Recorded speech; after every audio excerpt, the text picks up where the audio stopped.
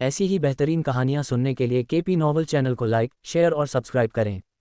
आने वाली कहानियों के बारे में जानने के लिए हमारे टेलीग्राम से जुड़ें। लिंक डिस्क्रिप्शन में है। नेक्रोमांसर ऑफ द शैडोज, अध्याय 211। एक जगह जो गांव जैसी दिखती है, आग में जल रही थी। आग की बड़ी लपटें आसमान में जलती हुई बवंडर की तरह उठ रही थीं और लोग अपनी जान बचाने के लिए भाग रहे थे। भागो, राक्षस आ गया है, लोग डर से चिल्ला रहे थे और सिरहीन मुर्गियों की तरह भाग रहे थे। एक आदमी जो लगभग 20 साल का लग रहा था, भागते समय अचानक गिर गया। उसने उठकर वहां से भागने की कोशिश की, लेकिन अचानक आग के एक पिंजरे ने उसे घेर लिया और उसे भागने से रोक दिया। क्या तुम्हें लगता है कि तुम मुझसे भाग सकते हो, महान राक्षस राजा? एक युवक धीरे धीरे जलती हुई आग से बाहर निकला और उस आग के पिंजरे की ओर गया जिसमें वह आदमी फंसा हुआ था। उस युवक को देखकर उसके चेहरे पर घबराहट के भाव दिखाई दिए। उस युवक के बाल काले थे, आंखें काली थीं और चेहरा सुंदर था। उसने चांदी के रंग का कवच पहना हुआ था और उसके चारों ओर आज्ञाकारी बिल्ली के बच्चों की तरह आग के गोले घूम रहे थे। युवक का सुंदर चेहरा एक ऐसे व्यक्ति से मिलता जुलता है जो आसमान में ऊंचे स्थान पर मंडरा रहा था और इस हाई एंड ड्रामा को मृत चेहरे के साथ देख रहा था। मादरचोद, जब तुम्हारा चेहरा मेरे जैसा है तो ये शर्मनाक बातें मत कहो। इवान खुद को ये देखकर गाली दिए बिना नहीं रह सका कि कैसे उसके जैसा दिखने वाला व्यक्ति खुद को महान दानव भगवान कह रहा था और चेहरे पर शर्मिंदगी के भाव के साथ हंस रहा था। मुझे उम्मीद है कि ये दृश्य बहुत लंबा नहीं होगा। इवान बुदबुदाता है और देखता रहता है कि कैसे उसके जैसा दिखने वाला व्यक्ति एक मनोरोगी की तरह लोगों को मार रहा था। बहुत देर बाद उसके जैसा दिखने वाला व्यक्ति अचानक जमीन पर गिर गया। आखिरकार आकाश से ये सब देख रहे इवान ने राहत की सांस ली जब उसने अपने जुड़वां भाई को जमीन पर गिरते देखा। अगले ही पल उसके जैसा दिखने वाले व्यक्ति का शरीर गायब होने लगा और एक सुनहरी रोशनी में बदल गया। वह सुनहरी रोशनी उसकी ओर उड़ती हुई आई और उसने उसे अवशोषित कर लिया। जैसे ही उसने सुनहरी रोशनी को अवशोषित किया, उसे भयंकर सिरदर्द महसूस हुआ। लेकिन अब इवान को इसकी आदत हो गई थी। ये पहली बार नहीं था जब ऐसा कुछ हो रहा था। सिरदर्द महसूस करते हुए इवान ने देखा कि उसके सामने का दृश्य गायब होने लगा है। चिरिप चिरिप, एक जलते हुए गांव से इवान ने अचानक खुद को एक पहाड़ पर पाया। पहाड़ हरे पेड़ों से भरा था और पक्षी चारों ओर खुशी से चहचहा रहे थे। पहाड़ का वातावरण बहुत शांत था और ठंडी हवा बह रही थी जो पहाड़ की ताजगी को अपने साथ ला रही थी। इस बार एक शांतिपूर्ण वातावरण है, इवान ने अपने आसपास के बदलाव से हैरान न होते हुए कहा। भयानक सिरदर्द के कारण कमरे में बेहोश होने के बाद उसने खुद को इस अजीब जगह पर पाया। समय समय पर पिछले वाले की तरह ही अलग अलग तरह के दृश्य उसके सामने चल रहे थे। उसने ये भी गिनना भूल गया कि उसने अब तक कितने दृश्य देखे हैं। 100, 200-500 उसे यकीन नहीं था। हर दृश्य दूसरे से अलग था और उन दृश्यों में एकमात्र सामान्य बात यह थी कि उसने उन सभी दृश्यों में अपने जैसा ही एक व्यक्ति देखा।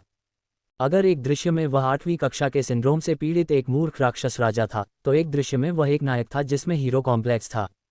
एक दृश्य में वह एक राज्य का राजा भी था। वह उस दृश्य को थोड़ी देर और देखना चाहता था, लेकिन ये भी अन्य दृश्यों की तरह लंबे समय तक नहीं चला। बेशक वह उस दृश्य को इसलिए देखना चाहता था क्योंकि वह सीखना चाहता था कि एक राज्य को ठीक से कैसे प्रबंधित किया जाए। वह उस दृश्य को लंबे समय तक नहीं देखना चाहता था क्योंकि वह ये जानने में रुचि रखता था कि उसके जैसा दिखने वाले राजा के पास हरम है या नहीं। वह उस तरह का व्यक्ति नहीं है। वह वास्तव में ये सीखने में रुचि रखता था कि एक राज्य को कैसे प्रबंधित किया जाए, लेकिन अफसोस कि इससे पहले कि वह ठीक से सीख पाता, दृश्य बदल गया और उसे एक अलग दृश्य दिखाया गया। उसे नहीं पता कि इन सभी दृश्यों को देखने के बाद से कितना समय बीत गया। उसे ऐसा लगा जैसे उस पल से दसियों साल बीत गए जब उसने वो दृश्य देखना शुरू किया था। उसने अपने जुड़वां भाई को खोजने के लिए पहाड़ के चारों ओर देखा, क्योंकि हर दृश्य में उसे अपने जैसा ही एक लड़का मिला। और जैसा कि उसने उम्मीद की थी, जब उसने अपने चारों ओर देखा तो उसने अपने जुड़वां भाई को आंखें बंद करके क्रॉस लेग पर बैठे देखा। इस जुड़वां भाई ने कासिया पहना हुआ था, उसका सिर पूरी तरह से मुंडा हुआ था और उसके चेहरे पर एक शांतिपूर्ण भाव था। तो अब मैं एक बौद्ध भिक्षु हूँ, इवान ने अपने गंजेपन को देखकर आश्चर्यचकित हुए बिना ही जम्हाई लेते हुए कहा। अच्छा, अगर मुझे अपने लिए एक लुक चुनना है तो मैं निश्चित रूप से उस गुंडा शैली को चुनूंगा जहां मैं उन छात्रों को पीट रहा था और उनकी जेब खर्च लूट रहा था, इवान ने अपने चेहरे पर एक अजीब मुस्कान के साथ कहा। एक दृश्य में वह एक स्कूली बदमाश था जो अपने सहपाठियों को पीटता था और उनसे पौराणिक संरक्षण राशि की मांग करता था। शायद ऐसा इसलिए था क्योंकि माइक और दूसरे लोगों ने उसे पहले भी तंग किया था और इसीलिए वह अपने सहपाठियों को लूटते हुए बहुत खुश था। लेकिन फिर भी यहाँ क्या चल रहा है और यह कब खत्म होगा, इवान ने बैठे हुए भिक्षु को देखते हुए कहा। जब से उसने ये दृश्य देखना शुरू किया है तब से उसे बहुत समय हो गया है। पहले तो उसने सोचा कि यह ज्यादा दिन नहीं चलेगा और वह जल्दी ही जाग जाएगा। लेकिन अब उसे ये भी नहीं पता कि उसने पहले कितने दृश्य देखे हैं और उसे अभी भी नहीं पता कि यह कितने समय तक चलेगा। मुझे मत बताओ कि मैं अपनी बाकी जिंदगी के लिए यहाँ फंस गया हूँ, इवान ने अपना सिर रगड़ते हुए सोचा। अचानक उसने देखा, उसका भिक्षु खुद जमीन पर गिर गया। इवान का मुंह खुला का खुला रह गया जब उसने उसे चमकते माथे के साथ चेहरा पहले लेटा हुआ देखा। हमेशा की तरह भिक्षु इवान सुनहरी रोशनी में बदल गया और वह सुनहरी रोशनी उसकी ओर दौड़ी। रोशनी उसके शरीर के अंदर चली गई और उसे फिर से वही जाना पहचाना सिरदर्द महसूस हुआ। अब क्या दृश्य दिखाई देगा? इवान ने अपना सिर हिलाते हुए बुदबुदाया। वह काफ़ी देर तक वहां खड़ा रहा और अगले दृश्य के आने का इंतजार किया, लेकिन काफ़ी समय बीत जाने के बाद भी कुछ नहीं हुआ। अब क्या हो रहा है? इवान ने अपने चेहरे पर शिकन लिए खुद से पूछा जब कुछ नहीं हुआ। अचानक इवान को अपनी छाती से एक अजीब सी अनुभूति हुई। उसने अपनी छाती पर हाथ रखा और समझने की कोशिश की कि क्या हो रहा है। यह अंडरस्को इवान अपनी बात पूरी भी नहीं कर पाया था कि उसे अपनी छाती से एक भयानक दर्द उठता हुआ महसूस हुआ। आह! इवान जोर से चिल्लाया और अपनी छाती को पकड़ते हुए जमीन पर गिर पड़ा। दर्द उसके दिल से नहीं आ रहा था जहां उसका मोनाक कोर स्थित था, बल्कि यह उसके प्राइम कोर से आ रहा था। अब मेरे प्राइम कोर में क्या गड़बड़ है? इवान ने सोचा, इससे पहले कि उसकी दृष्टि काली हो जाए और उसके आसपास का क्षेत्र ढहने लगे। लैला अपनी कार लेकर एक्वाविले शहर के हवाई अड्डे की ओर बढ़ी। इवान कार की पिछली सीट पर बेहोश पड़ा था। पहले तो वह कुछ दिनों बाद इवान को वहां लाने के बारे में सोच रही थी, लेकिन कल रात जो हुआ उसके बाद वह उससे छुटकारा पाने के लिए और इंतजार नहीं कर सकती थी। उसकी आत्मा अभी भी क्षतिग्रस्त थी और अगर उसे इसे ठीक करने के लिए कोई औषधि नहीं मिली तो उसे ठीक होने में काफ़ी समय लगेगा। मुझे सेरा से मुआवजा मांगना चाहिए क्योंकि उसका कार्य पूरा करते समय मेरी आत्मा क्षतिग्रस्त हो गई थी, लैला ने सोचा और सीधे विशेष द्वार से हवाई अड्डे के रनवे में प्रवेश किया। रनवे पर आने के बाद वह एक जेट की ओर बढ़ी। जेट बड़ा नहीं था, ये लगभग 15 मीटर आकार का था, लेकिन इसकी गति उस हवाई जहाज से तेज थी जिससे इवान आया था। जब वह जेट पर पहुंची तो उसने इवान को उसके अंदर ले जाने के लिए अपने मन का इस्तेमाल किया। एक पायलट, जो डार्क गिल्ड का सदस्य भी था, पहले से ही वहां मौजूद था। उसका स्तर सिर्फ एक जोड़ रैंक था। उसने इवान को जेट के अंदर लाने के लिए अपने मन का इस्तेमाल किया। उसने पायलट से बात नहीं की और बस अपने स्टोरेज रिंग से एक मेडिकल कैप्सूल निकाला। इवान को कैप्सूल के अंदर फेंकने के बाद वह उससे दूर चली गई और एक सीट पर बैठ गई। लैला के बैठने के बाद पायलट ने जेट शुरू किया और आसमान में उड़ान भरी। जब जेट उड़ रहा था, इवान के मोनाक कोर और शैडो रियलम के बीच कनेक्शन अभी भी बन रहा था। इवान के बेहोश हुए 20 दिन हो चुके हैं और कनेक्शन बनना शुरू हो गया है। वर्तमान में कनेक्शन 99% पर था और पूरा होने से बस एक कदम दूर था। इवान की आत्मा को स्कैन करने के बाद जो अजीब ऊर्जा बची थी, वह अभी भी समय समय पर वापस आ रही थी। हर बार जब वह ऊर्जा वापस आती थी तो इवान के चेहरे पर एक दर्दनाक भाव दिखाई देता था। मोनाक कोर जो बेहोश होने से पहले आधा ठोस और आधा तरल था, अब एक बार फिर ठोस हो गया है। इसका केवल एक बहुत छोटा हिस्सा अभी भी तरल रूप में था जो ठोस हो रहा था। एक बार कनेक्शन 100% पर पहुंच जाए तो वह हिस्सा भी ठोस हो जाएगा। अब जब कनेक्शन 99% पर पहुंच गया है तो समय समय पर उसके शरीर से छोटी छोटी ऊर्जा के उतार चढ़ाव निकल रहे थे। लायल ने भी उसे यहाँ लाते समय उन ऊर्जा के उतार चढ़ाव को पहले ही नोटिस कर लिया था। ईमानदारी से कहूँ तो वह काफ़ी घबराई हुई थी, क्योंकि उन ऊर्जा के उतार चढ़ाव से उसे एक भयानक एहसास हो रहा था। जब भी ऊर्जा के उतार चढ़ाव निकलते तो उसे लगता कि उसका शरीर जम रहा है, ठीक वैसे ही जैसे तब हुआ था जब डार्क एनर्जी ने उसकी आध्यात्मिक इंद्रियों को नष्ट कर दिया था। उसने इस एहसास को अनदेखा करने की कोशिश की और वहां पहुंचने से पहले झपकी लेने की कोशिश में अपनी आंखें बंद कर लीं। वह सिर्फ एक डी जोड़ रैंक का शिकारी है, अगर वह कुछ करने की कोशिश भी कर रहा है तो मैं हमेशा यहां से भाग सकती हूं, लायल ने सोचा और उन ऊर्जा के उतार चढ़ाव को पूरी तरह से अनदेखा कर दिया। कुछ मिनटों के बाद इवान के शरीर से निकली ऊर्जा का एक और हिस्सा वापस आ गया। जैसे ही वह हिस्सा उसके शरीर में दाखिल हुआ, उसके कोर और छाया क्षेत्र के बीच का कनेक्शन 100% पर पहुंच गया और उसका कोर एक बार फिर पूरी तरह से ठोस हो गया। जैसे ही उसका कोर एक बार फिर ठोस हो गया, उसके ग्लैबेला पर एक निशान दिखाई देने लगा। निशान पूरी तरह से काले रंग का था और पानी की एक बूंद जैसा दिखता था। अगर इवान जाग रहा होता और इस निशान को देखता तो वह इसे पहचान लेता, क्योंकि छाया ऊर्जा की एक इकाई जो हमेशा उसके मोनाक कोर के चारों ओर घूमती रहती है, वह भी उसके ग्लैबेला पर दिखाई देने वाले निशान के समान दिखती है। पहले तो यह निशान बहुत हल्का था, लेकिन जैसे जैसे समय बीतता गया ये गहरा होता गया। कुछ समय बाद जब निशान पूरी तरह से बन गया तो इवान के दिल के अंदर मोनाक कोर हिलने लगा। अचानक जैसे कोई बांध टूट गया हो, उस कनेक्शन के जरिए बहुत ज्यादा छाया ऊर्जा उसके शरीर में आ गई जो अभी अभी बना था। इवान का मोनाक कोर पहले कभी नहीं देखी गई गति से घूमने लगा। इतनी ज्यादा छाया ऊर्जा थी कि लेयाल, जिसने अभी अभी अपनी आंखें बंद की थी, इवान के शरीर से निकल रहे भयानक दबाव के कारण कांप उठी। उसने अपनी आंखें खोली और चौंक कर उसकी तरफ देखा। उसने खड़े होने की कोशिश की लेकिन पाया कि उसके पैर कांप रहे थे। क्या हो रहा है? लैला ने हकलाते हुए कहा और अपने शरीर को नियंत्रित करने के लिए मन का उपयोग करने की कोशिश की। लेकिन मन का उपयोग करने के बाद भी उसने पाया कि वह अपने शरीर को हिलने से नहीं रोक सकती। इवान का मोनाक कोर पंखे की तरह घूम गया और उसके कनेक्शन के माध्यम से आने वाली छाया ऊर्जा को अवशोषित करना शुरू कर दिया। जैसे ही उसने छाया ऊर्जा को अवशोषित करना शुरू किया, उसके मोनाक कोर का स्तर बढ़ने लगा। ये तुरंत सी रैंक पर पहुंच गया और इवान के सामने दर्जनों सूचनाएं दिखाई देने लगी, लेकिन चूंकि वह अभी भी बेहोश था इसलिए वह उन्हें देख नहीं पा रहा था। लेकिन उसके मोनाक कोर के सी रैंक पर पहुंचने के बाद भी छाया ऊर्जा का प्रवाह बंद नहीं हुआ। उसका मोनाक कोर छाया ऊर्जा को अवशोषित करना जारी रखता है और इसका स्तर बढ़ता रहता है। हर गुजरते सेकंड के साथ उसके मोनाक कोर का स्तर बढ़ रहा था। कुछ ही सेकंड में ये लगभग सी रैंक के शिखर पर था और बी रैंक को तोड़ने की कगार पर था। लेकिन चीजें इतनी सरल नहीं थीं, क्योंकि कनेक्शन सफलतापूर्वक बन गया था। उसके मोनाक कोर को छाया का आशीर्वाद प्राप्त हुआ। दायरे कनेक्शन के माध्यम से आने वाली ऊर्जा उसके सम्राट कोर रैंक को बी रैंक के शिखर तक बढ़ाने के लिए पर्याप्त थी। लेकिन जैसे जैसे उसके सम्राट कोर का स्तर बढ़ता गया, उसके डी जोड़ प्राइम कोर पर दबाव भी बढ़ने लगा। जब तक उसका सम्राट कोर सी रैंक को पार नहीं कर गया तब तक उसका प्राइम कोर ठीक था। लेकिन जब सी रैंक पर पहुंचने के बाद भी उसकी रैंक बढ़ती रही तो उसके प्राइम कोर पर दरारें दिखाई देने लगीं। ये दरारें शैडो किंगडम डनगॉन में दिखाई देने वाली दरारों से भी बदतर थीं। सी रैंक के शिखर पर पहुंचने से पहले ही उसका प्राइम कोर दर्जनों दरारों से भर गया था। जब उसका सम्राट कोर सी रैंक के शिखर पर पहुंच गया और बी रैंक को तोड़ने वाला था तो वे दरारें और भी चौड़ी हो गईं। शैडो किंगडम डनगॉन में अपने सम्राट कोर को डी रैंक पर आगे बढ़ाने के बाद इवान उस समय अपनी रैंक बढ़ाने में सक्षम नहीं था। जब उसने उस समय अपने मोनाक कोर की रैंक बढ़ाने की कोशिश की तो उसने कोर की ऊर्जा को अवशोषित नहीं किया, क्योंकि अगर उस समय उसकी रैंक बढ़ जाती तो उसका प्राइम कोर, जो कि सिर्फ एफ रैंक का था, उसके दबाव के कारण बिखर जाता। वर्तमान में उस समय भी यही स्थिति थी। छाया क्षेत्र से संबंध बनाने और उसका आशीर्वाद प्राप्त करने के कारण इवान का मोनाक कोर स्तर तीव्र गति से बढ़ रहा था। क्योंकि उसका स्तर बढ़ रहा था इसलिए उसका डी जोड़ रैंक प्राइम कोर उसके द्वारा छोड़े गए दबाव को संभाल नहीं पा रहा था। इतिहास में ऐसा पहली बार हो रहा था। ऐसा पहले कभी नहीं हुआ, एक साधारण कारण से। निषिद्ध काया धारकों में से किसी के पास अपने मोनाक कोर के अलावा कोई दूसरा कोर नहीं था। जितने भी लोग निषिद्ध काया वाले थे वे इसके साथ ही पैदा हुए थे, इसलिए जब से वे पैदा हुए उनके दिल में पहले से ही मोनाक कोर था।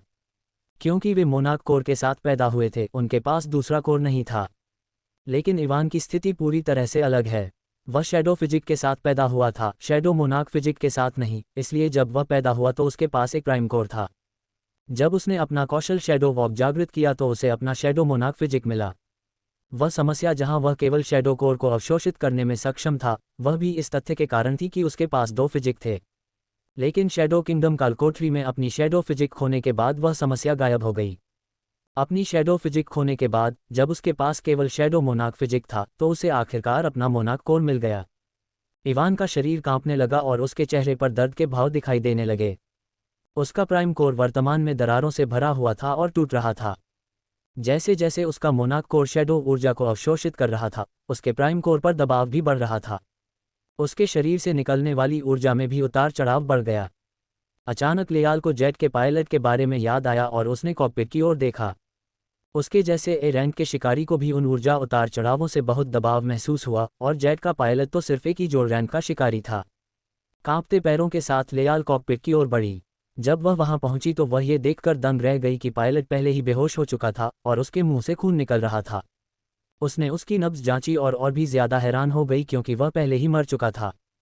उसने जेट के कंट्रोल स्क्रीन पर देखा और ऑटो पायलट मोड लिखा हुआ देखा।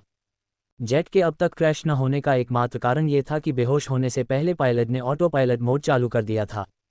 बेहोश पायलट और इवान के साथ अजीबोगरीब स्थिति को देखकर लेयाल के दिमाग में उथल पुथल मच गई। उसे समझ नहीं आ रहा था कि क्या करे। अगर वह चाहे तो आसानी से जेट से नीचे कूद सकती है। वह रैंक की शिकारी है और यहाँ से सुरक्षित भागने के लिए फ्लाई का इस्तेमाल कर सकती है। लेकिन समस्या इवान की थी, जो ये सब उपद्रव कर रहा था। उसे यकीन नहीं था कि उसे उसके साथ क्या करना चाहिए। अगर वह उसे यहाँ छोड़ देती और उसके साथ कुछ हो जाता तो उसे नहीं पता कि सेरा उसके साथ क्या करेगी। इसके अलावा उसके पास निर्णय लेने के लिए ज़्यादा समय नहीं है। जेट के लिए कोई निर्धारित गंतव्य नहीं है और यह ऑटो पायलट मोड में बिना सिर वाले मुर्गे की तरह उड़ रहा था। वर्तमान में वह एक्वाविले शहर से बहुत दूर नहीं थी और आसानी से वहां वापस आ सकती थी, लेकिन अगर वह कोई निर्णय नहीं लेती और जंगल में और अंदर चली जाती तो यह उसके लिए भी खतरनाक होगा। उसने आखिरी बार इवान को देखा और आखिरकार अपना मन बना लिया। जब उसका शरीर इतनी तेज ऊर्जा उतार चढ़ाव जारी कर रहा था तो उसके पास इवान को अपने साथ लाने का कोई तरीका नहीं था। वह अपने मन पर नियंत्रण खो देगी और अगर वह उसे अपने साथ ले जाती है तो यह उसके लिए खतरनाक होगा क्योंकि उसकी आत्मा पहले से ही क्षतिग्रस्त है। धीरे धीरे लैला जेट के दरवाजे की ओर चलने लगी। जब लैला ये सब सोच रहा था तब इवान के मोनाक कोर में भी बदलाव हुआ। जब उसका मोनाक कोर सी रैंक के शिखर पर पहुंचा और उसका प्राइम कोर टूटने की कगार पर था तो उसके मोनाक कोर ने छाया ऊर्जा को अवशोषित करना बंद कर दिया। भले ही इवान के मोनाक कोर ने छाया ऊर्जा को अवशोषित करना बंद कर दिया था जब उसका प्राइम कोर टूटने वाला था, लेकिन कनेक्शन के माध्यम से आने वाली छाया ऊर्जा बंद नहीं हुई। छाया ऊर्जा उसके शरीर में भरने लगी। अतिरिक्त छाया ऊर्जा के कारण इवान का शरीर गुब्बारे की तरह निगलने लगा। जब ऐसा लगा कि इवान का शरीर गुब्बारे की तरह फट जाएगा तो उसका मोनाक कोर, जिसने छाया ऊर्जा को अवशोषित करना बंद कर दिया था, एक बार फिर से उसे अवशोषित करना शुरू कर दिया। लेकिन इस बार जब उसके कोर ने ऊर्जा को अवशोषित किया तो उसका स्तर नहीं बढ़ा और वह रैंक सी के शिखर पर ही रहा। जैसे ही उसके मोनाक कोर ने अतिरिक्त छाया ऊर्जा को अवशोषित किया, इवान का निगला हुआ शरीर सामान्य होने लगा। उसके मोनाक कोर के अंदर छाया ऊर्जा तरल रूप में इकट्ठा होने लगी। उसका मोनाक कोर, जो चावल के दाने के बराबर था, उसके शरीर में भर रही सारी छाया ऊर्जा को सोखता रहा। लेकिन ये भी ज़्यादा देर तक नहीं चला क्योंकि कनेक्शन से आने वाली छाया ऊर्जा की मात्रा बहुत ज़्यादा थी। अचानक उसके मोनाक कोर पर एक छोटी सी दरार भी दिखाई दी। इवान, जो बेहोश था, वह चौंककर जाग गया और जब उसके मोनाक कोर पर एक छोटी सी दरार दिखाई दी तो वह जोर से चिल्लाया। जैसे ही इवान चौंककर जागा, उसके शरीर से छाया ऊर्जा का एक विस्फोट निकला। जेट के दरवाजे पर पहुंची लैला ने महसूस किया कि उसके शरीर के सारे बाल खड़े हो गए हैं। बिना कुछ सोचे वह जेट से नीचे कूद गई और अपने चारों ओर एक ढाल बना ली। जैसे ही लयाल जेट से नीचे कूदी, जेट हवा में ही फट गया। लयाल की ढाल नष्ट हो गई और वह शॉकवेव से उड़ गई। बड़ी मुश्किल से उसने खुद को हवा में स्थिर किया और उस जगह को देखा जहां जेट अभी फटा था। क्या वह मर गया है? लयाल ने सोचा कि इवान अभी उस विस्फोट में मर गया है। लेकिन अगले ही पल उसे अपनी रीढ़ की हड्डी में ठंडक महसूस हुई और पूरे परिवेश में एक भयावह आभा छा गई। इवान को लगा कि उसका दिल फटने वाला है क्योंकि उसके मोनाक कोर पर एक छोटी सी दरार दिखाई दी थी। जब वह उठा तो उसके शरीर में भरी हुई छाया ऊर्जा उसके शरीर से बाहर निकल आए और एक पल में पूरे जेट को अपने में समाहित कर लिया। जेट इंजन छाया ऊर्जा की विनाशकारी शक्ति को संभाल नहीं पाया और उसके संपर्क में आते ही फट गया। जेट की शॉकवेव, आग और मलबा, इवान की ओर जाने वाली हर चीज उसके शरीर से निकलने वाली छाया ऊर्जा द्वारा अवरुद्ध हो गई। उसे लग रहा था कि अतिरिक्त ऊर्जा के कारण उसका शरीर फट जाएगा। भले ही वह अभी उठा था और उसे नहीं पता था कि क्या हो रहा है, लेकिन उसे तुरंत समझ में आ गया कि अगर वह फटना नहीं चाहता है तो उसे अपने शरीर से सारी अतिरिक्त ऊर्जा निकालनी होगी। वह महसूस कर सकता है कि भले ही उसका शरीर पहले से ही छाया ऊर्जा से भरा हुआ था, लेकिन अब पूरी तरह से बन चुके कनेक्शन के माध्यम से और अधिक ऊर्जा आ रही थी। लेकिन इससे पहले कि वह सोच पाता कि सारी ऊर्जा कैसे निकाली जाए, वह आसमान से नीचे गिरने लगा। फुक! इवान खुद को कोसने से नहीं रोक पाया कि वह आसमान में इतना ऊपर कैसे दिखाई दिया। जैसे ही वह नीचे गिरने लगा, उसके शरीर से पहले उसके दिमाग ने प्रतिक्रिया की। वूश! अचानक उसकी पीठ के पीछे दो काले पंखों की जोड़ी दिखाई दी। दोनों पंख एक बाज के पंखों की तरह दिखते हैं और इतने बड़े थे कि अगर वह खुद को गेंद की तरह मोड़ ले तो उसके पूरे शरीर को ढक सकते थे। जैसे ही वे पंख निकले, उसके शरीर से निकलने वाली छाया ऊर्जा के उतार चढ़ाव के साथ बंद हो गई। लेकिन भले ही वे ऊर्जा उतार चढ़ाव बंद हो गए, लेकिन जब वे काले पंख निकले तो चारों ओर एक और भी भयानक आभा फैल गई। इवान एक पल के लिए स्तब्ध रह गया, लेकिन फिर उसके दिमाग में छाया पंख कौशल का विवरण आया जिसे उसने अपने सम्राट कोर के सी रैंक पर पहुंचने के बाद अनलॉक किया था। वह सी रैंक पर पहुंचने के बाद अपनी स्थिति विंडो को करीब से देखना चाहता था, लेकिन वह जानता था कि यह सही समय नहीं है। इसके अलावा छाया पंखों की वजह से वह ये भी समझ गया कि अपने शरीर से अतिरिक्त छाया ऊर्जा से कैसे छुटकारा पाया जाए। इससे पहले उसके पास सिर्फ एक यूनिट शैडो एनर्जी थी। वह हमेशा 1 या 2 सेकंड के लिए अपनी शारीरिक क्षमताओं को बढ़ाने के लिए मैना रीइंफोर्समेंट की तरह शैडो एनर्जी की उस एक यूनिट का इस्तेमाल करता था। उसने शैडो एनर्जी की उस एक यूनिट का इस्तेमाल अपने कौशल को बढ़ाने के लिए करने की कोशिश की, लेकिन ये पहले काम नहीं आया, शायद इसलिए क्योंकि एक यूनिट पर्याप्त नहीं थी। लेकिन वर्तमान में इवान के पास इतनी शैडो एनर्जी है कि वह कल्पना भी नहीं कर सकता। और उसकी पीठ के पीछे शैडो विंग भी मैना के बजाय शैडो एनर्जी का इस्तेमाल करके डाली गई थी। यही वजह है कि वे जो आभा छोड़ रहे थे वह इतनी भयानक थी। इवान महसूस कर सकता है कि उसका सम्राट कोर अपनी सीमा पर था, और भले ही उसके शैडो विंग अतिरिक्त ऊर्जा का उपभोग कर रहे थे, लेकिन ये पर्याप्त नहीं था। उसे नहीं पता कि सी रैंक पर पहुंचने के बाद उसने किस तरह के कौशल को जागृत किया, और उसके पास अपनी स्थिति विंडो को देखने का समय भी नहीं है क्योंकि उसका कोर अपनी सीमा पर था।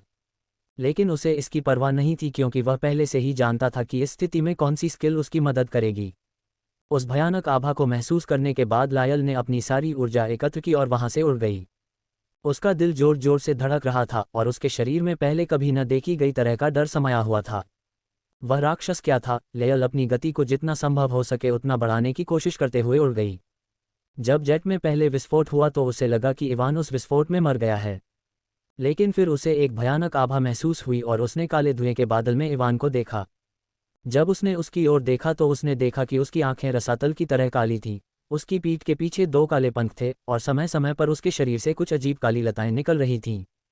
उसे देखकर उसकी सारी प्रवृत्ति ने उसे बस एक ही बात बताई, भागो, और उसने ठीक वैसा ही किया। इवान को देखने के बाद उसने कोई समय बर्बाद नहीं किया और अपनी पूरी ताकत से वहां से भाग गई।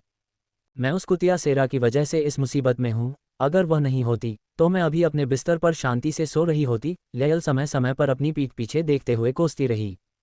जब उसने इवान को अपना पीछा करते नहीं देखा तो उसने राहत की सांस ली। कुछ ही सेकंड में वह इवान के स्थान से 5 किलोमीटर से भी ज्यादा दूर भाग गई।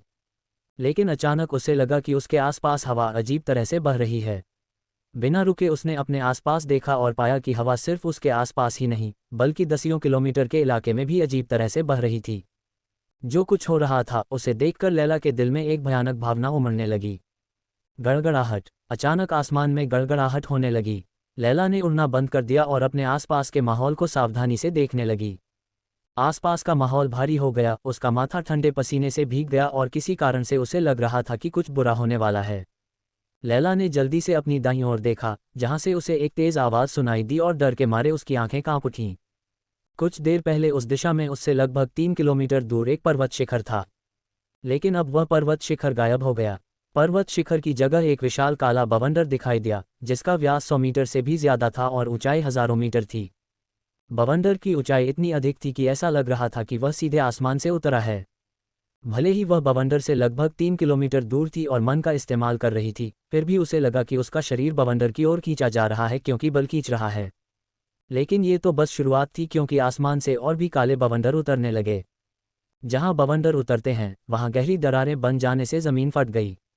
पेड़ उखड़ गए और पत्थर उनके द्वारा अंदर खींचे जाने के बाद धूल में बदल गए। कुछ ही सेकंड में आसमान से दर्जनों काले बवंडर उस क्षेत्र के एक बड़े हिस्से को कवर करते हुए उतरे। लायल ने डरी हुई आंखों से अपने चारों ओर देखा क्योंकि अब वह चारों ओर से काले बवंडर से घिरी हुई थी। आखिर क्या हो रहा है? उसने उन बवंडरों से आने वाले बल का विरोध करने के लिए अपने सारे मन का इस्तेमाल किया। वह ये सोचना भी नहीं चाहती कि अगर वह उन बवंडरों द्वारा अंदर खींच ली गई तो क्या होगा। एक बवंडर के संपर्क में आने पर एक पहाड़ की चोटी भी पल भर में गायब हो गई। अपने आसपास की स्थिति देखकर लायल ने तुरंत अपना मन बना लिया। उन बवंडरों से घिरी होने के कारण उसके पास भागने का कोई रास्ता नहीं था। वह पलटी और वापस उसी दिशा में उड़ने लगी जहां से वह आई थी। अगर वह वहां वापस जाती तो इस बात की पूरी संभावना थी कि इवान उसे मार देगा, लेकिन अगर वह वहां नहीं जाती तो उसे यकीन था कि अगर वह बवंडर में फंस गई तो वह मर जाएगी। इवान हवा के हेरफेर का उपयोग करना जारी रखता है क्योंकि शक्तिशाली बवंडर एक के बाद एक आसमान से उतरते हैं। पहले जब उसे हवा के हेरफेर का कौशल प्राप्त हुआ था तो उसने अपनी पूरी शक्ति का उपयोग करके लगभग अपने सभी मान को समाप्त कर दिया था, लेकिन तब भी वह केवल 200 मीटर के क्षेत्र में हवा को नियंत्रित करने में सक्षम था। लेकिन अब जब उसने छाया ऊर्जा का उपयोग करके हवा के हेरफेर को सक्रिय किया तो वह आसानी से दसियों किलोमीटर के क्षेत्र में हवा को नियंत्रित करने में सक्षम था। इन बवंडर की शक्ति चार्ट से बाहर है, इवान ने उन बवंडरों के विनाश को देखकर खुद से कहा। जमीन फट रही थी क्योंकि पेड़ और पत्थर बवंडर के अंदर खींचे जा रहे थे। बवंडर रसातल के राक्षस की तरह थे जो अपने रास्ते में आने वाली हर चीज को नष्ट कर रहे थे। एक बवंडर सीधे पत्थर के पहाड़ की चट्टान पर उतरता है और उसे नष्ट कर देता है जैसे कि वह कागज से बना हो। इवान ने छाया ऊर्जा पर ध्यान केंद्रित किया जो उसके शरीर में भर रही थी और देखा कि अब ये थोड़ा शांत होने लगा है।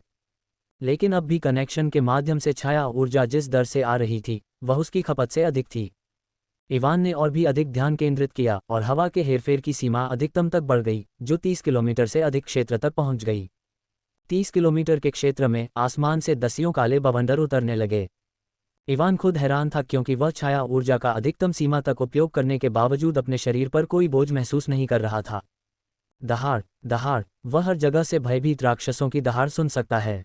उन दहाड़ को सुनकर इवान को अचानक अपने वर्तमान स्थान के बारे में सोचना पड़ा। मैं 7 नरक में कहाँ हूँ? इवान ने इधर उधर देखते हुए बड़बड़ाया। उसे याद आया कि वह छोटे से सफ़ेद कमरे में बेहोश हो गया था, लेकिन अब जब वह जागा तो उसने खुद को इस पूरी तरह से अपरिचित जगह पर पाया। एक बार जब मैं सारी अतिरिक्त छाया ऊर्जा का उपयोग कर लूंगा तो यह मेरे लिए खतरनाक हो जाएगा, इवान ने सोचा, क्योंकि एक बार जब वह अतिरिक्त छाया ऊर्जा का उपयोग कर लेगा तो वह शक्तिशाली राक्षसों से नहीं लड़ पाएगा। मुझे किस दिशा में जाना चाहिए?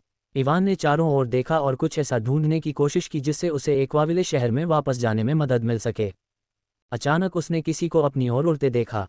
जब उसने ध्यान केंद्रित किया तो वह ये देखकर हैरान रह गया कि यह लायल की एक क्षीण आकृति थी। उसके शरीर से कई जगह से खून बह रहा था और उसने जो कवच पहना हुआ था वह हर जगह से फटा हुआ था। उसे देखकर उसे वह सारी बातें याद आ गईं जो उसके कारण उसके साथ हुई थीं। उसे अगवा करके उस यातना कक्ष में ले जाया गया। उसे एक पल में सब कुछ याद आ गया। उसे देखकर ही उसका गुस्सा बढ़ गया। वह उससे लगभग 300 मीटर दूर थी। इवान के आसपास के 500 मीटर के क्षेत्र में कोई बवंडर या खिंचाव बल नहीं था क्योंकि वह उन बवंडरों को नियंत्रित कर रहा था। वह देख सकता था कि वह बवंडरों से मुश्किल से बच पाए। लेकिन इवान ने कहा और अपने काले पंख फड़फड़ाए। स्विश! तुम्हारा बचने का कोई रास्ता नहीं है। चूंकि वह अपने पंखों का उपयोग करने के लिए छाया ऊर्जा का उपयोग कर रहा था इसलिए उसकी गति बहुत तेज थी। भले ही लायल एक रैंक की शिकारी थी, लेकिन इवान के उसके सामने आने से पहले वह ये भी नहीं देख पाई कि क्या हुआ था। इवान क्रोधित था, लेकिन वह अपनी वर्तमान स्थिति जानने से पहले उसे मारना नहीं चाहता था, इसलिए उसने बहुत अधिक बल का प्रयोग नहीं किया और उसके सिर पर ऐसे प्रहार किया जैसे वह किसी बच्चे को सजा दे रहा हो। लेकिन उस प्रहार का परिणाम प्रकाश के अलावा कुछ नहीं था। क्रैक! हड्डी के टूटने की आवाज़ आई और लायल उल्कापिंड की तरह जमीन की ओर उड़ गई।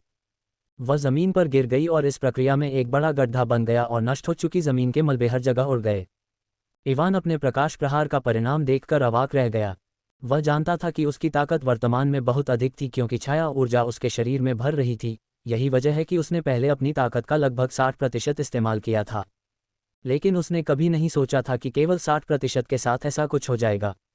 दरअसल, अगर लायल अपनी सबसे अच्छी स्थिति में होती तो वह किसी तरह से प्रतिक्रिया कर सकती थी और उस हमले के कुछ प्रभावों को नज़रअंदाज कर सकती थी। लेकिन उसने उन बवंडरों से बचने के लिए अपना अधिकांश मैना खो दिया। साथ ही वह इस प्रक्रिया के दौरान गंभीर रूप से घायल हो गई थी। और जैसे कि यह पर्याप्त नहीं था, उसकी आत्मा भी क्षतिग्रस्त हो गई थी, जिससे उसकी शक्ति और भी कम हो गई थी। उन शक्तिशाली बवंडरों से बचने के बाद उसकी जीवन शक्ति बहुत कम हो गई थी। ये चमत्कार होगा अगर वह इवान के उस हमले को झेलने के बाद भी जीवित रहती। उसके मुक्का मारने की वजह से उसकी खोपड़ी फट गई थी। उसके मुंह, कान और नाक से खून बह रहा था और जमीन पर गिरने के बाद उसका शरीर पूरी तरह से अस्त व्यस्त हो गया था। इवान ने गले में कुछ गटक लिया और लायल को देखा जो जमीन पर गिरने के बाद भी स्थिर थी। उसे परवाह नहीं थी कि लायल जिंदा रहेगी या मर जाएगी, लेकिन उसे अभी भी यह जानना था कि वह कहाँ है। अगर वह मर जाती है और उसे नहीं पता कि उसे एक्वाविले शहर तक पहुंचने के लिए किस दिशा में जाना चाहिए, तो उसकी छाया ऊर्जा समाप्त होने के बाद वह बहुत बड़ी मुसीबत में पड़ जाएगा। इवान आकाश से नीचे आया और उम्मीद की कि वह अभी भी जीवित होगी। वह उसके पास उतरा और उसकी हालत की जांच की, और जैसा कि उसने उम्मीद की थी, चमत्कार नहीं हुआ। उसका दिल पहले ही धड़कना बंद हो गया था और वह बिना यह समझे ही मर गई कि किस तरह के राक्षस ने उसे मार डाला। इवान ने उसके मृत शरीर को चकित नज़र से देखा और सोचा कि उसे खुश होना चाहिए या दुखी होना चाहिए क्योंकि उसने उसे मार डाला। वह अभी भी जानना चाहता था कि वह कहाँ है और एक्वाविले शहर किस दिशा में स्थित है। मैं और मेरी खराब किस्मत, इवान अभी जो हुआ उसे देखने के बाद खुद से कहने से खुद को रोक नहीं पाया। दहाड़ दहाड़! अचानक इवान ने कुछ राक्षसों की आवाज़ सुनी जो किसी तरह बवंडर के क्षेत्र से भागने में सफल रहे थे। उसने अपनी आंखें सिकुड़ी और उस दिशा में देखा जहां से आवाज़ें आ रही थीं। चलो उनसे निपटते हैं और कनेक्शन से ऊर्जा प्राप्त करना बंद करने से पहले एक यादृच्छिक दिशा में आगे बढ़ते हैं, इवान ने सोचा और वहां से निकलने ही वाला था कि उसके सामने एक अधिसूचना दिखाई दी। क्या आप शैडो रिजरेक्शन स्किल का इस्तेमाल करना चाहते हैं?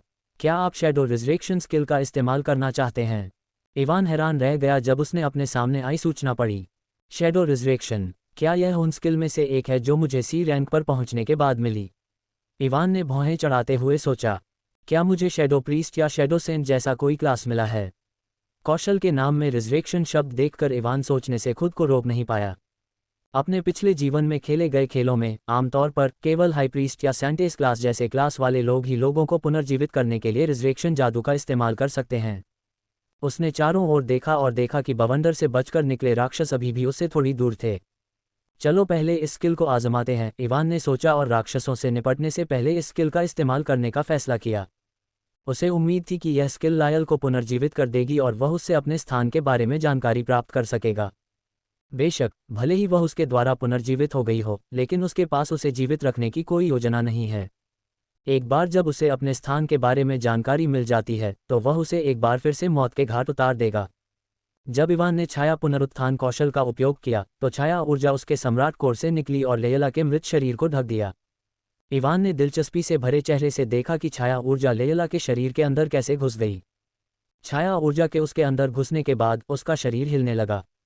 जब इवान ने देखा कि उसके शरीर से कुछ निकल रहा है तो उसने अपनी भौहें सिकोड़ लीं। जब उसने देखा कि उसके शरीर से एक भूत जैसी काली छाया निकल रही है तो वह एक कदम पीछे हट गया। यह क्या बकवास है, इवान ने अपने मन में चिल्लाया कि लेयला के शरीर से एक भूत जैसी छाया निकल रही है जो लेयला के समान दिखती है। केवल अंतर यह था कि असली लेयला के विपरीत छाया का रंग काला था और उसकी आंखें बैंगनी लपटों से जल रही थीं। ये किस तरह का डार्क रिसर्जन जादू है? छाया को देखने के बाद इवान सोचने से खुद को रोक नहीं पाता। उसने लैला के शरीर को देखा और पाया कि उसका हिलना बंद हो गया है और उसके वास्तविक शरीर पर पुनर्जीवित होने का कोई संकेत नहीं था। लैला के शरीर से बाहर आने के बाद छाया ने इवान की ओर देखा। इवान ने अपनी सुरक्षा बढ़ा दी क्योंकि उसे लग रहा था कि उसके सामने छाया में भी लैला की तरह ही ए रैंक के शिकारी की शक्ति है। जब वह लड़ने के लिए तैयार था तो छाया के उसके सामने घुटने टेकने पर वह चकित रह गया। यहाँ क्या हो रहा है? इवान अपने कौशल का पूरा विवरण देखने के लिए अपनी स्थिति विंडो खोलने ही वाला था कि उसे लगा कि एक बेजोड़ रैंक का राक्षस उसकी दिशा में आ रहा है। जब इवान ने अपने पीछे देखा तो उसे एक राक्षस दिखाई दिया जो दरियाई घोड़े जैसा दिखता था और उसके पूरे शरीर पर गहरे गुलाबी रंग के शल्क थे। इससे पहले इवान ने जमीन पर उतरने के बाद अपने पंख पीछे खींच लिए ताकि उसकी अतिरिक्त ऊर्जा थोड़ी देर तक बनी रहे। जब उसने अपने पंख पीछे खींचे तो उनसे निकलने वाली भयानक आभा भी गायब हो गई। यही कारण है कि बेजोड़ रैंक का राक्षस उसके पास आने में सक्षम था। ग्ररर दरियाई घोड़ा उससे लगभग 150 मीटर दूर था और उसे देखकर गुर्राया। इवान एक बार फिर अपने छाया के पंख फैलाने वाला था ताकि वह उस भयानक आभा को महसूस करके यहाँ से भाग जाए। फिलहाल वह सिर्फ अपने कौशल का विवरण देखना चाहता था और पूरी तरह से समझना चाहता था कि यहाँ क्या चल रहा है। लेकिन इससे पहले कि वह अपने पंख फैला पाता, उसके सामने घुटनों के बल बैठी लेयल की छाया हिल गई। तुम्हारी हिम्मत कैसे हुई मेरे मालिक के सामने गुर्राने की? तुम गंदे राक्षस हो, छाया ने क्रोध से भरी लेयला जैसी आवाज में कहा। छाया के शरीर से एक काली आभा निकली जो दरियाई घोड़े की ओर जा रही थी। काली आभा की गति बहुत तेज थी और वह पल भर में दरियाई घोड़े के सामने पहुंच गई। जब राक्षस काली आभा के संपर्क में आया तो उसका शरीर अकड़ गया और उसकी आंखें चकरा गईं जैसे वह किसी सपने में हो। लेयला की छाया दरियाई घोड़े के सामने प्रकट हुई। उसका हाथ अचानक आकार बदल गया और एक जानवर के पंजे में बदल गया जो आसानी से उसकी कठोर त्वचा को भेदता हुआ उसके मस्तिष्क तक पहुंच गया और उसे पल भर में नष्ट कर दिया। थर्ड, एक जोरदार आवाज के साथ बेजोड़ रैंक वाले राक्षस का शरीर जमीन पर गिर गया और उसके सिर पर लगे बड़े घाव से खून बहने लगा। इवान ने अपनी आंखें खोलकर छाया और मृत राक्षस को आगे पीछे देखते हुए सब कुछ देखा। ये बोल भी सकता है? इवान ने छाया को चौंकते हुए देखा क्योंकि उसने कभी नहीं सोचा था कि यह छाया बोल भी सकती है। रुको, क्या इस छाया ने मुझे मास्टर कहा है? इवान ने बड़बड़ाते हुए लैला की छाया को देखा जो वापस आ गई थी और उससे थोड़ी दूरी पर खड़ी थी। इवान ने उससे पूछने के बारे में सोचा कि वह क्या है, लेकिन अचानक उसका चेहरा बदल गया। कनेक्शन के माध्यम से आने वाली ऊर्जा कम होने लगी और यह पूरी तरह से बंद होने में ज़्यादा समय नहीं लगेगा। इससे पहले कि यह पूरी तरह से बंद हो जाए वह यहाँ से निकल जाना चाहता था। क्या तुम जानते हो कि एक्वाविले शहर किस दिशा में स्थित है? इवान ने लैला की छाया को देखते हुए पूछा और उम्मीद जताई कि उसे उससे कुछ जानकारी मिलेगी।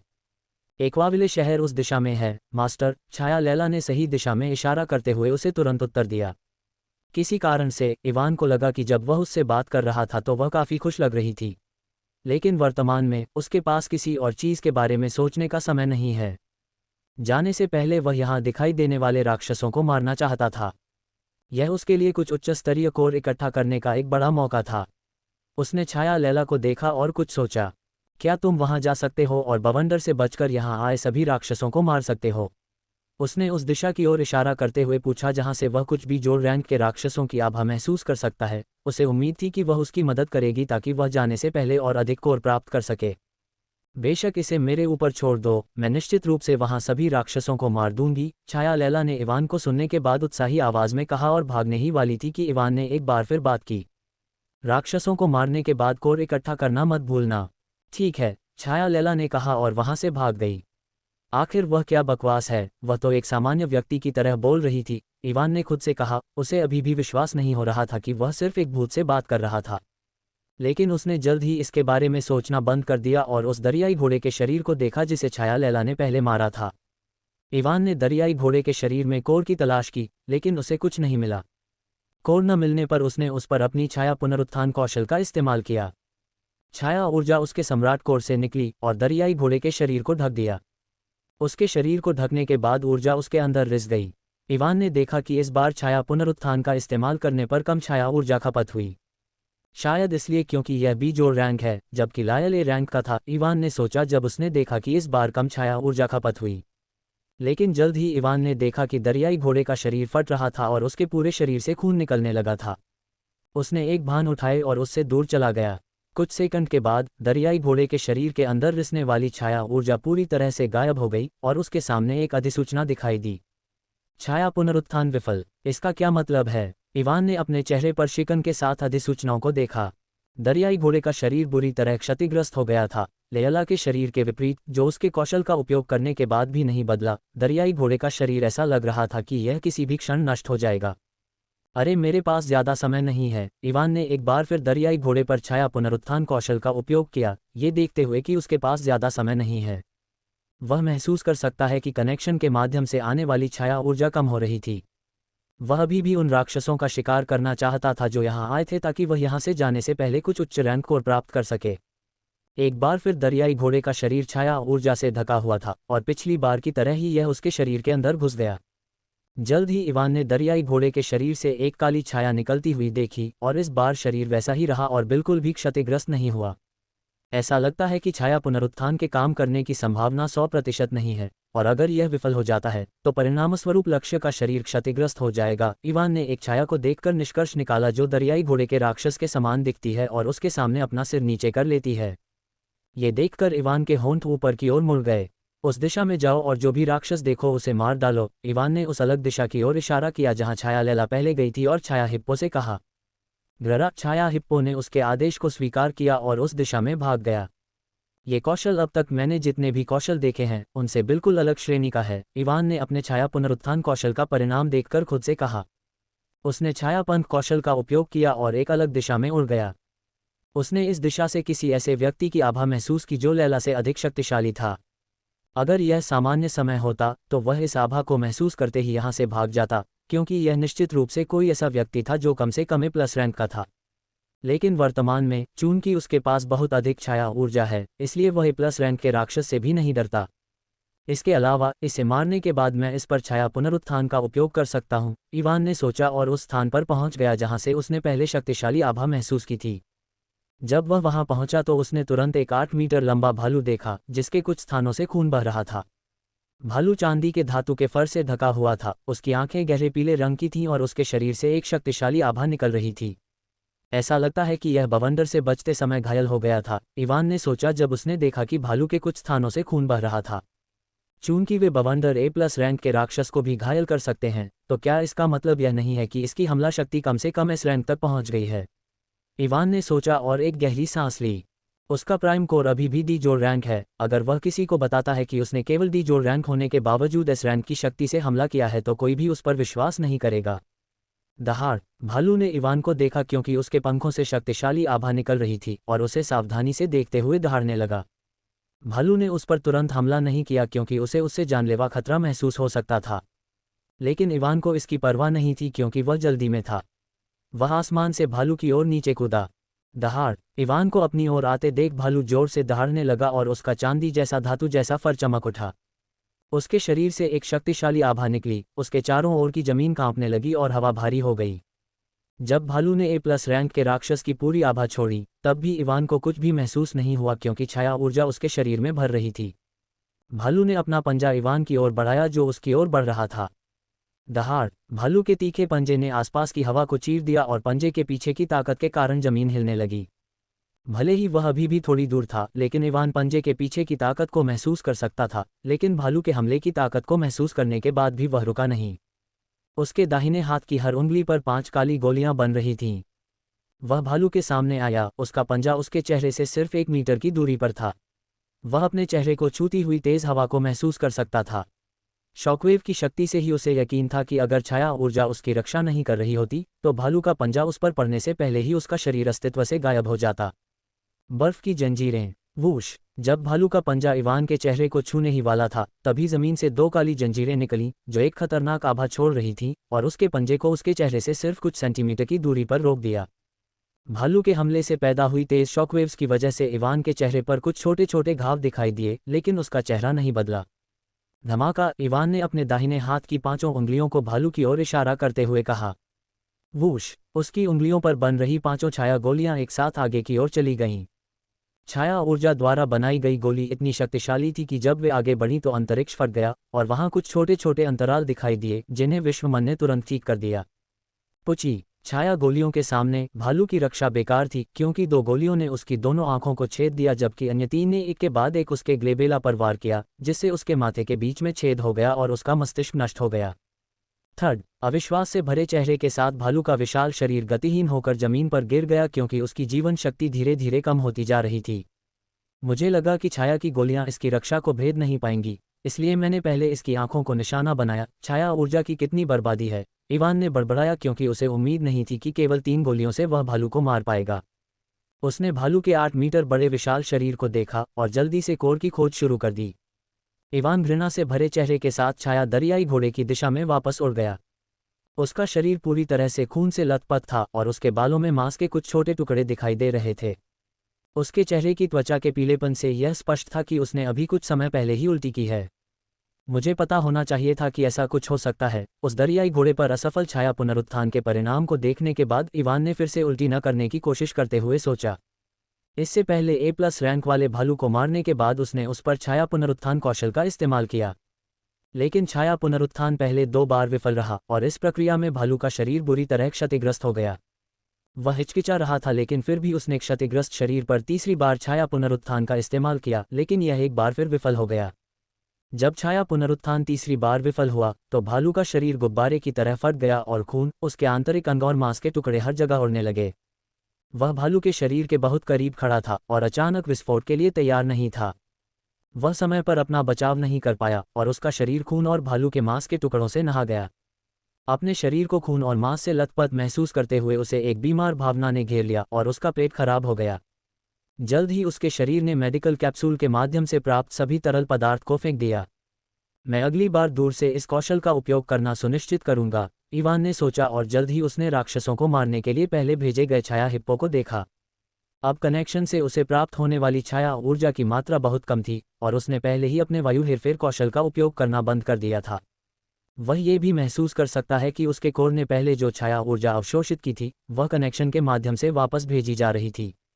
उसे यकीन नहीं था कि उसके पास कितना समय बचा है, इसलिए उसने जल्द से जल्द यहाँ से जाने का फैसला किया। उसने पहले ही शैडो लैला को राक्षसों को मारने के बाद कोर इकट्ठा करने के लिए कह दिया था, लेकिन छाया दरियाई घोड़ा अलग था। भले ही इवान को ज्यादा जानकारी न हो, लेकिन वह महसूस कर सकता था कि छाया दरियाई घोड़ा उससे कोर इकट्ठा नहीं कर सकता।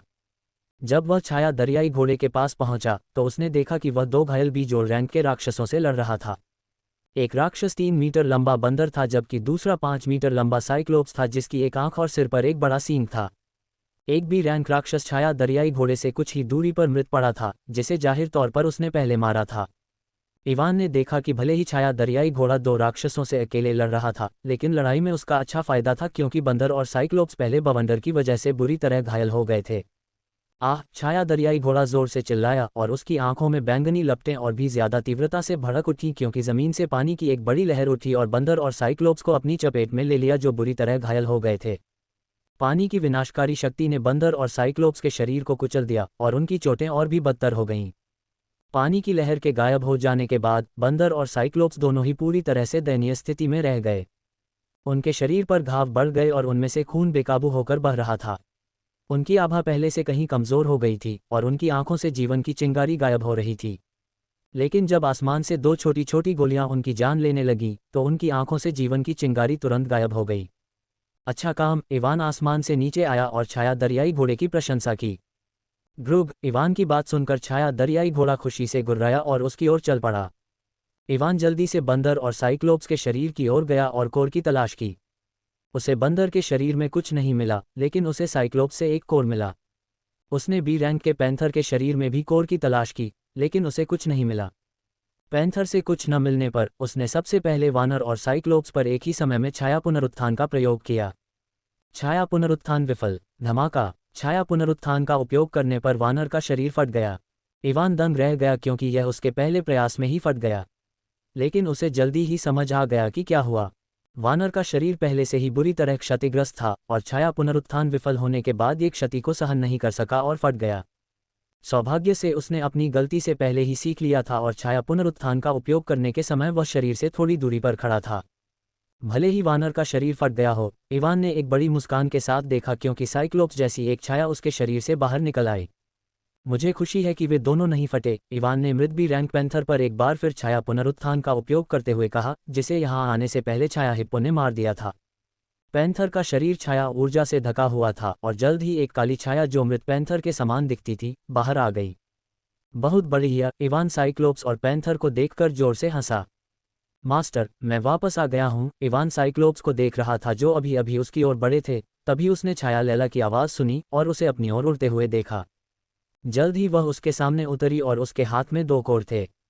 जैसा कि आपने आदेश दिया, मैंने वहां सभी राक्षसों को मार डाला और ये दो कोर प्राप्त किए। उसने एक बी जोड़ रैंक और एक बी रैंक कोर को पार करते हुए उससे कहा। अच्छा काम, इवान ने छाया लैला से कहा जो उसकी बात सुनकर खुश लग रही थी। इवान ने कोर लिया और उन्हें दूर रख दिया। इसके साथ अब मेरे पास दो बी जोड़ रैंक कोर हैं, एक बी रैंक कोर और एक ए जोड़ रैंक कोर जो मुझे उस भालू से मिला है। इवान ने अपने चेहरे पर संतुष्टि भरे भाव के साथ सोचा।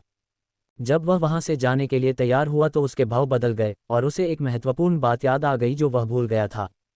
मैं उन्हें अपने साथ कैसे लाऊंगा? इवान ने अपने सामने चार छायाओं को देखा और समझ नहीं पाया कि क्या करे। मैं उन्हें अपने साथ कैसे लाऊं?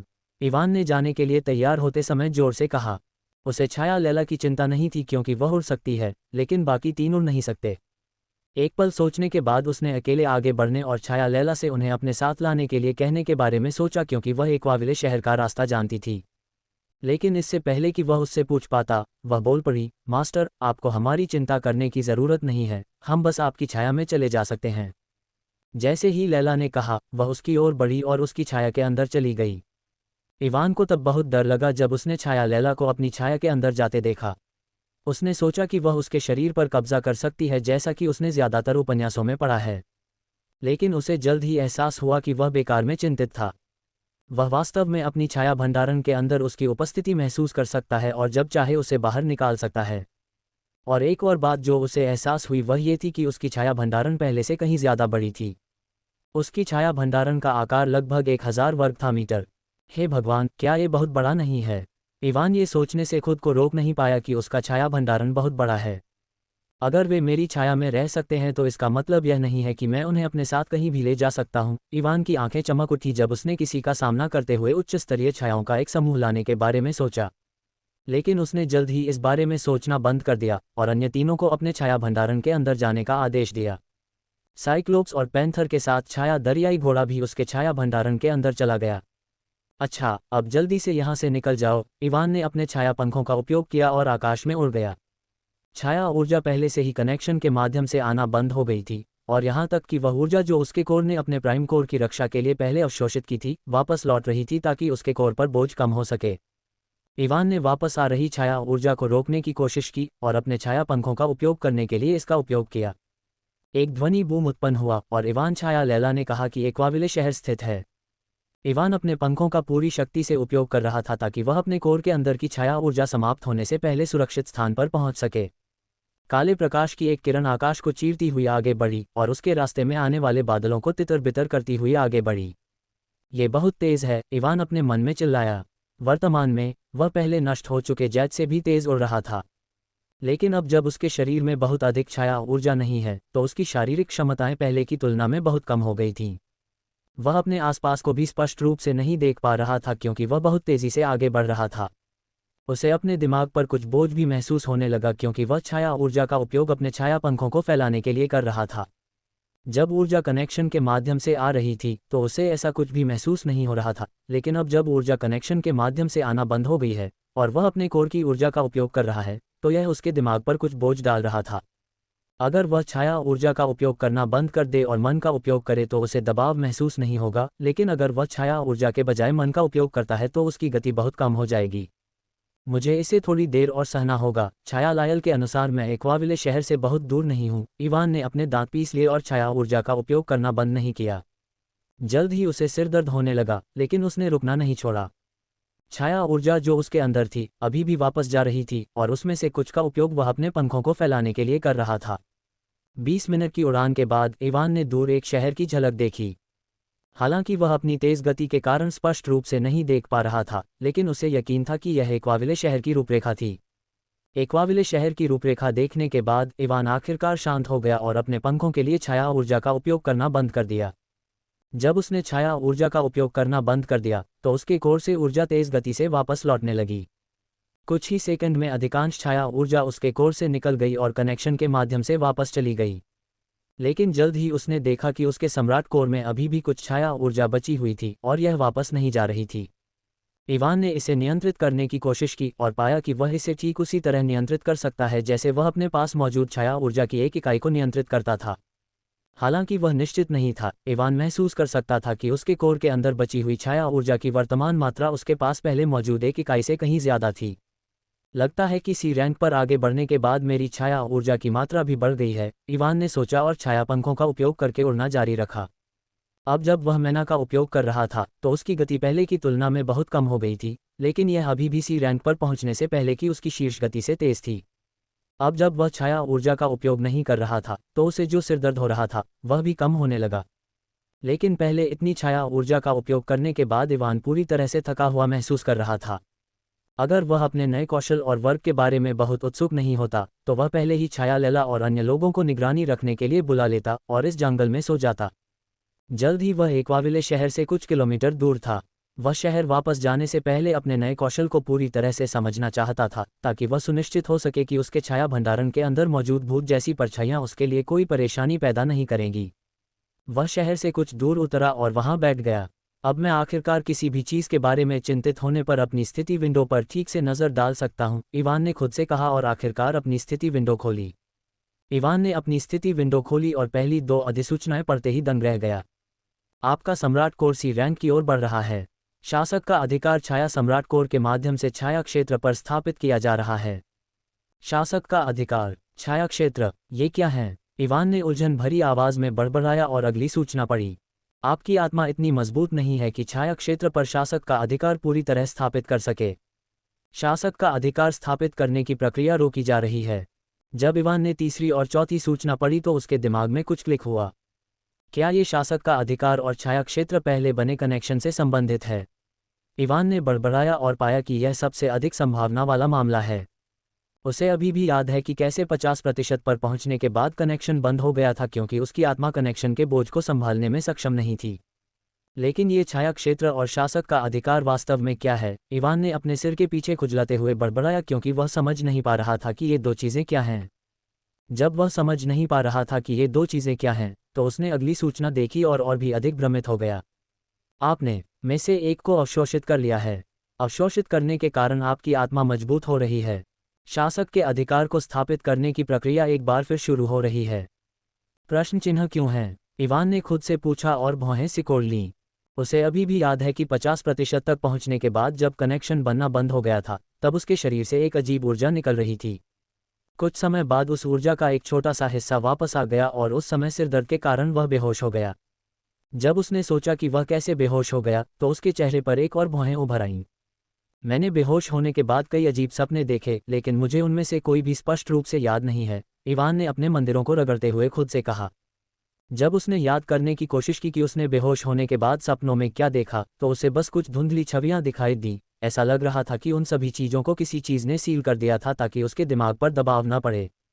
यहाँ क्या चल रहा है? इवान ने अगली सूचना देखी और आहें भरने से खुद को रोक नहीं पाया। आपने में से एक को अवशोषित कर लिया है।